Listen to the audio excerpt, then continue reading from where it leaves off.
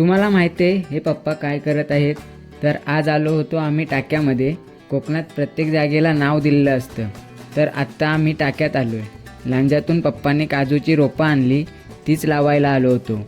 खड्डा मारल्यानंतर त्यामध्ये खत टाकून मातीमध्ये मिक्स केलं आणि नंतर काजूच्या रोपाची ब्लॅक पिशवी काढून अलगद काजूचं रोप त्या खड्ड्यात ठेवायचं. पिशवीत असलेल्या मातीसकटच ते रोप त्या खड्ड्यात ठेवायचं, नाहीतर ते जगत नाही. मग एक एक करून निम्मी रोपं लावून घेतली. नंतर त्याच्या भोवती टाळे टाकून घेतले.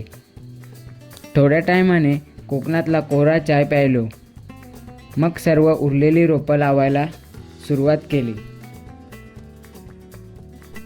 रोपं लावून झाल्यावर सर्व सामान एकत्र करून घरची वाट धरली.